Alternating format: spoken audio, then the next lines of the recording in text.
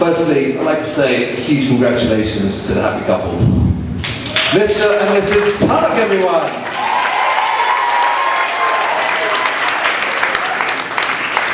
Secondly, I'd like to thank not just Keir and Diala, but both sets of parents as well. I know the six of you have orchestrated today's proceedings from 3 continents with a massive amount of dedication and attention to detail. So I'd like to thank Mr. and Mrs. Cashett and Mr. and Mrs. Tulloch Senior. I'm sure I speak on behalf of all the guests present here today, but I really think that today's been a tremendous success, so I'd like to thank you all immensely.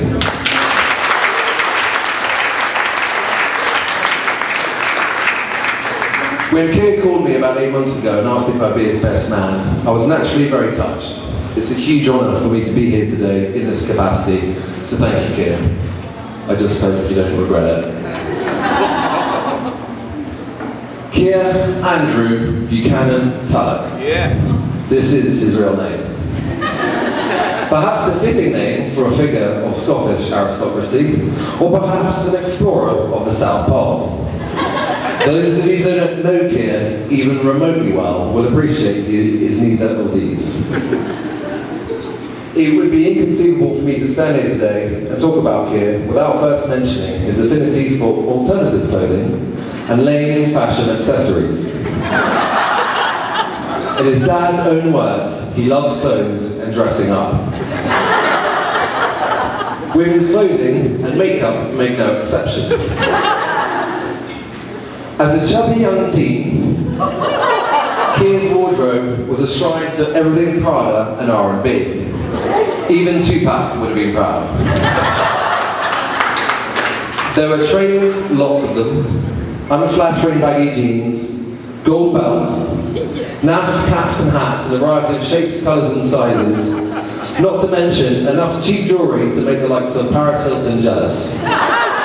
And did I even mention vests? His so-called gangster look was nothing short of disastrous. Quite far from intimidating, he was pure comedy. And this was before the serious bouts of dandruff.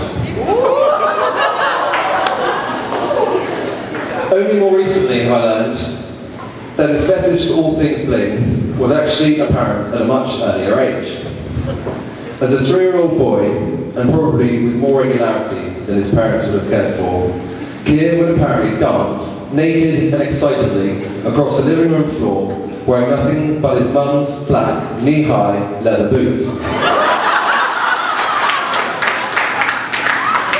There was also the skin-tight and not so fetching viral green Teenage Mutant Hero Turtles outfit. Understandably cool, just not when you're 18. Despite the abuse, his bad habits didn't die at Leeds University.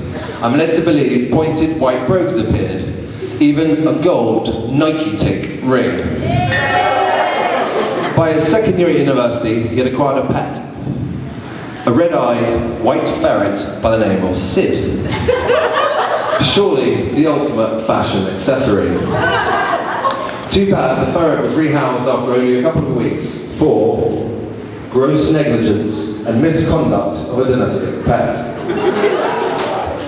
With a penchant for everything a la mode, it was no surprise that Keir would choose to spend his year abroad in Paris, working for a fashion label.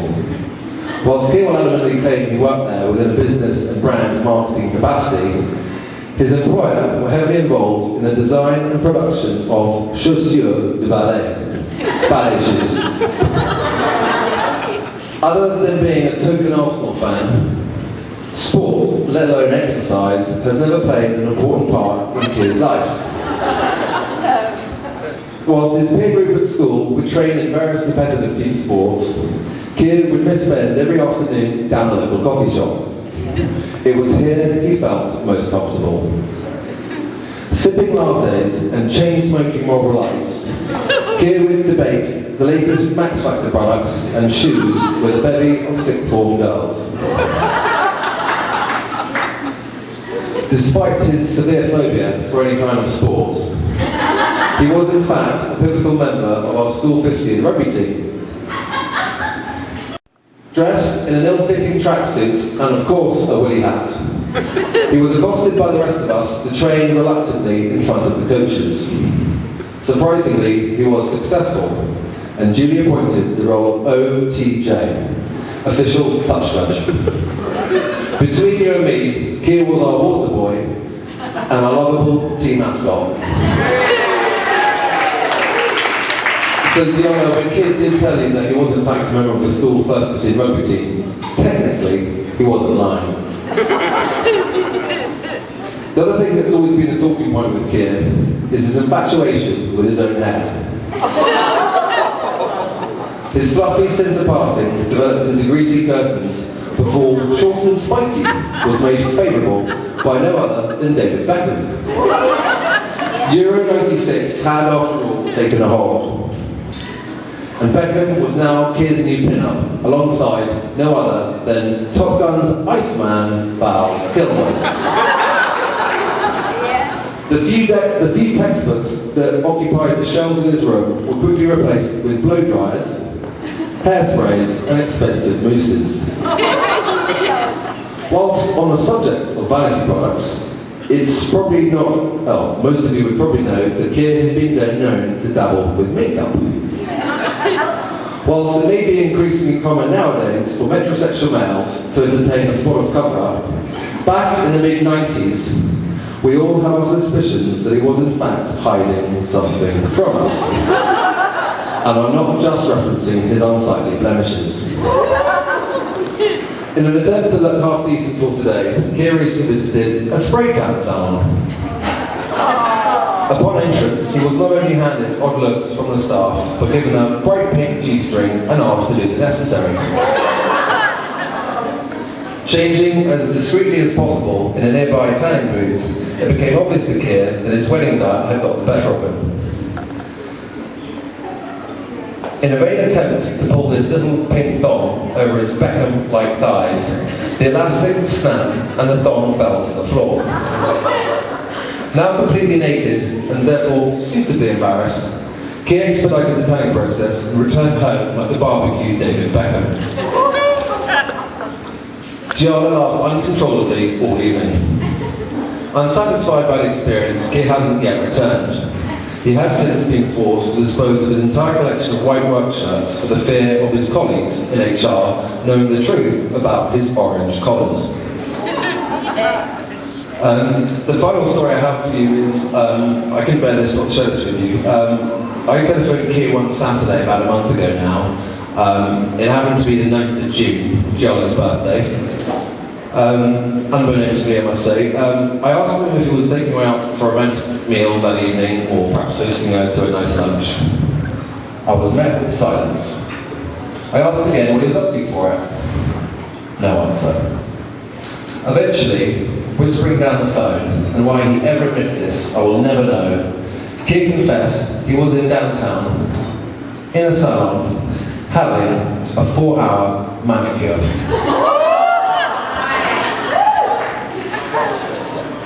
More than just slightly taken aback, and now concerned with the welfare of my good friend, I asked if I could work with Diana.